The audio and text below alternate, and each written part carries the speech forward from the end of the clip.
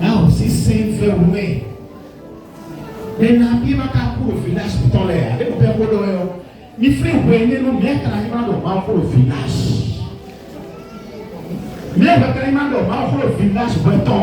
Et dans une communion, il y a le village phare. Faut tenir l'enfant pour le village. Et il fait une communion dans Ouitaoué. Et il fait une communion dans Ouitaoué. Il y a demandé souvent.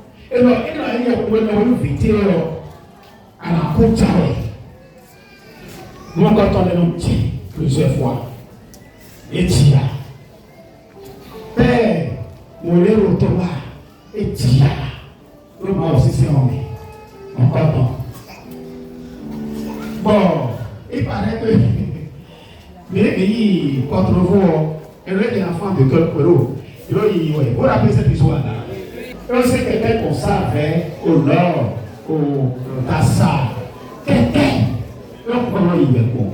Le prêtre béninois. Et le mien, ça, même là, il s'est filé, enfant de cœur tambour, à Tintin, au moment, et c'est enfant de cœur à Tintin. Abonnez-moi, peut-être on fait abonnez-moi.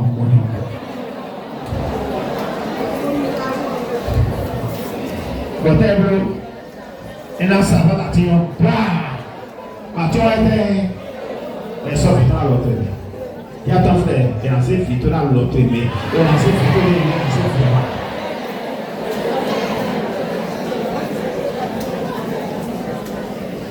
Mais les tia, pour la foi, dans le père n'a se mettre au Florenton, nos frères, et les sous-tia, nous les cotonner. Aïe, mais le coton est fier. Et très local. Mais les gens qui sont quelqu'un fait sortir le dossier dans le Florent. Vous voyez le coton est là. À un moment donné, c'est le même père de théologie qui a raconté le père de disciples d'or. Et donc, et Jean les aussi mon fille, nous vidé. Bon, je crois que ça caca. Bon, et bloc délégation pour le père n'a signé tout l'or. Tout sur ça. Ma cahier, mon bloc, mon bloc est aussi fille là. Diba, je parle de l'Aïtien. Tiens, mon père est grabolé aussi le fion. Et l'autre délégation à l'autre dans ce métro. Oui, mais l'or à ses hauts. Et bien, voilà, prépare-toi, d'accord. À sa tête, il y a un coup de temps. Elle me dit quoi? Prépare-toi. Tu regardes l'or. Donc, on voit le temps pour le début. Son va y payer. Et donc, on nous met de monter à 12 mai. Aïe, oui. Bon, il y a pour le frère, quand on enfant de deux côtés, qu'est-ce que mon père, mais il n'a pas continué le maquereau. Christophe, dis à ton frère, maquereau, ça va tout le maquereau.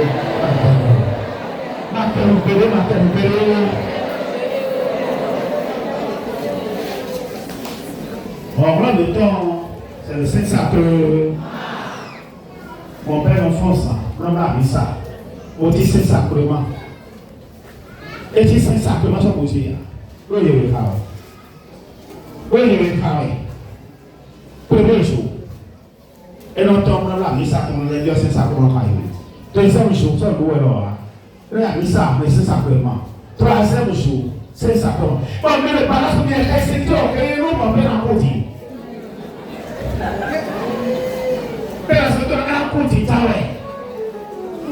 Bon, il y a caca. Mais le sixième jour. Tu as ton frère, sixième jour. Bon, on l'air. Sixième jour, là, sixième jour, c'est septième jour, à partir de ce moment, on a problème. Mais là, oh, vous avez le temps. Et moi, il y a des problèmes.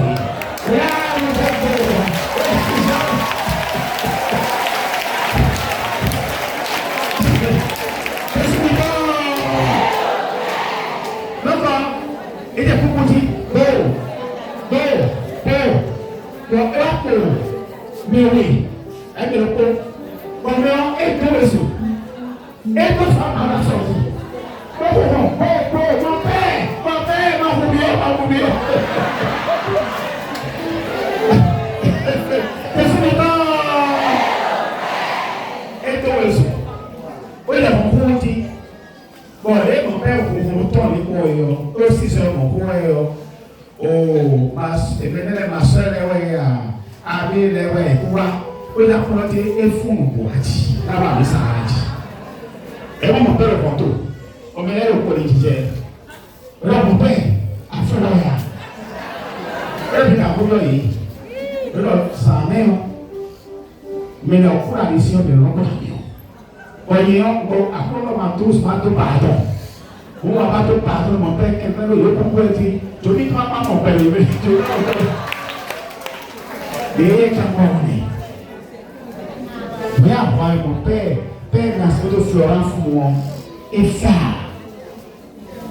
le quotidien pour moi on c'est là où j'ai vraiment ce père est très bizarre parce que j'ai la chance de prêcher avec le père dans de Florence j'ai prêché avec lui à Koyoko il prêchait on a fait intercession vraiment nous très c'est notre Jean-Pierre c'est début au monde, t'as vu l'autre hier, l'autre est dépassé.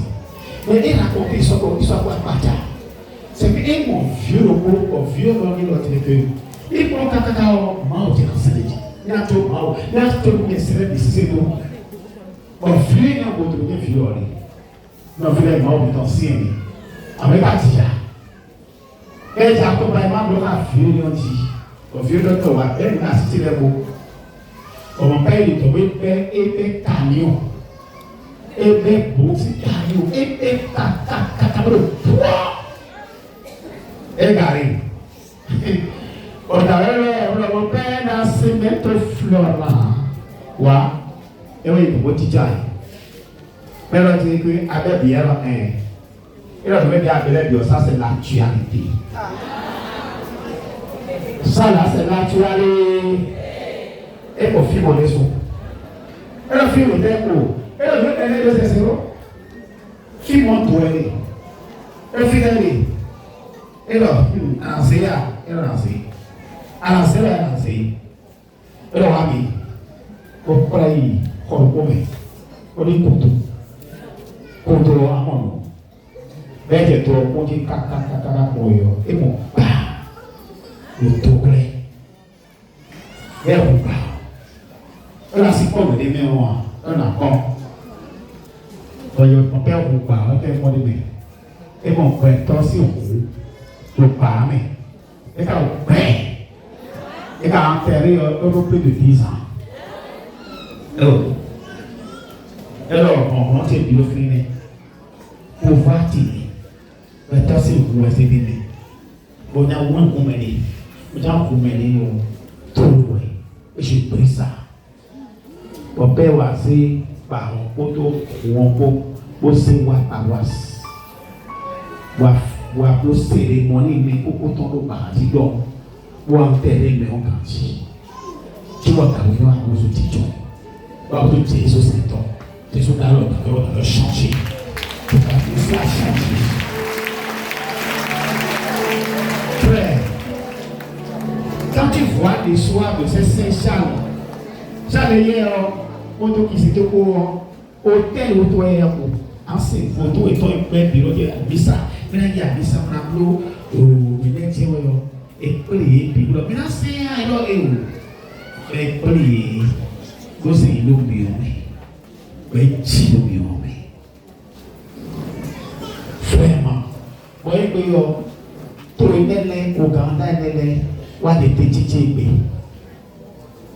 Tout le monde évidemment. Cette la grande dame là, c'est Suzette Bakita.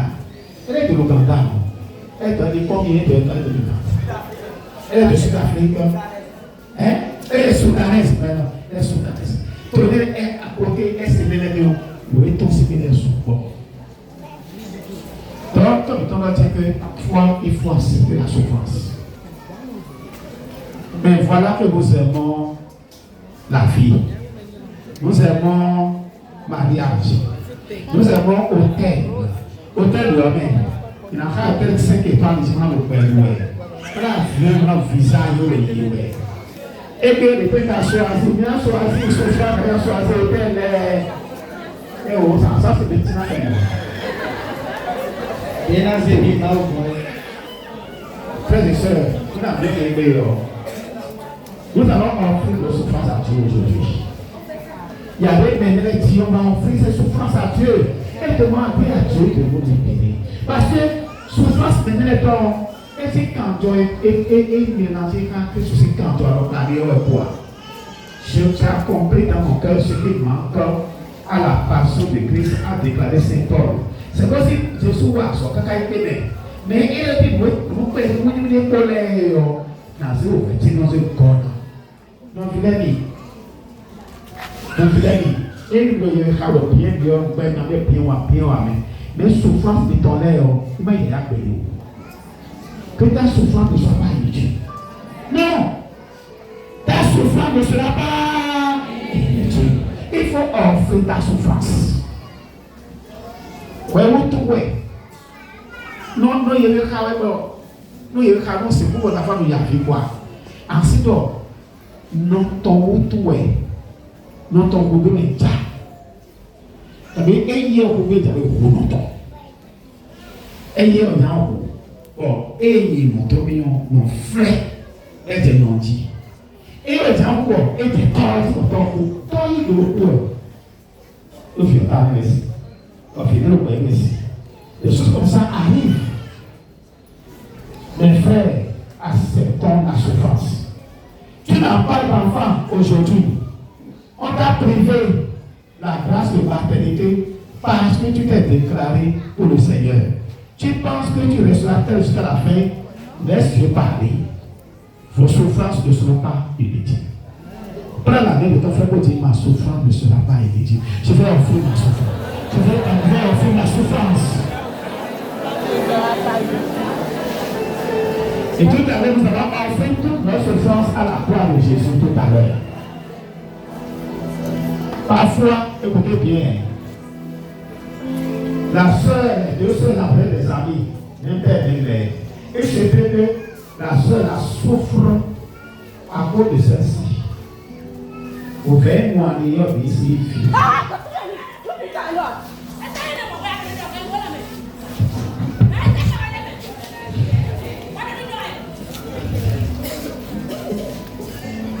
Il se peut que seule lorsque souffrance soit pire.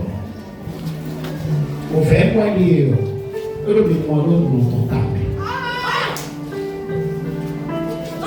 Tata tout comme des tatés pour eux. Et puis on a tout. Parce que tu as tout plein de monde sans la coupe. Que des filles vont dire, pas de bon mal au bien fait. On a libéré le monde après. Souffrance est assez peu de mal au bien. Si vous avez bien en vrai.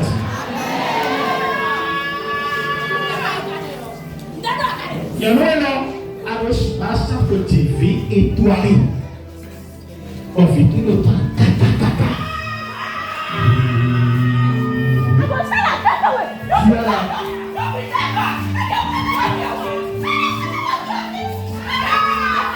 Je veux saluer Marie. Le Seigneur est avec vous. Vous êtes bénie entre toutes les femmes. Et Jésus, le fruit de vos entrailles, est béni. Sainte Marie, Mère de Dieu, priez pour nous pauvres pécheurs, maintenant et à l'heure de notre mort. Amen. Je veux saluer Marie, pleine de grâce. Le Seigneur est avec vous. Vous êtes bénie entre toutes les femmes. Et Jésus, le fruit de vos entrailles, est béni. Sainte Marie, Mère de Dieu, priez pour nous pauvres pécheurs, maintenant et à l'heure de notre mort. Amen. La souffrance est de la vie de triomphe. Par rapport à vie que nous souffrons, c'est vraiment que tout le temps nous de cola. Ah, c'est plus tard, allez nous de coton caca. Il y a des gens qui souffrent pour ça. Mais la messe à son, elle est reversée, elle va parler où? Dans le tout carré là. Donc, le fait de triomphe, et là, il fait pour moi aussi voir son nom. Avec des vidéos là, il y a certaines souffrances que Dieu permet dans ta vie. Que Dieu permet ça. Quand tu n'es pas que Dieu est content. Et ces souffrances apportent du fruit. Elles ne sont pas stériles. Parce que c'est à cause des souffrances de ces saints-là qui font que l'Église aujourd'hui a beaucoup d'enfants. Des milliers et des milliards d'enfants aujourd'hui. L'Église catholique là, nous sommes vraiment, Dieu nous a bénis. C'est des enfants, des millions d'enfants. À cause du sang versé, à cause de la souffrance.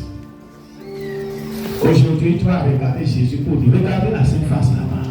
Le Seigneur, je veux élever ma souffrance aujourd'hui. Alors, se met à genoux.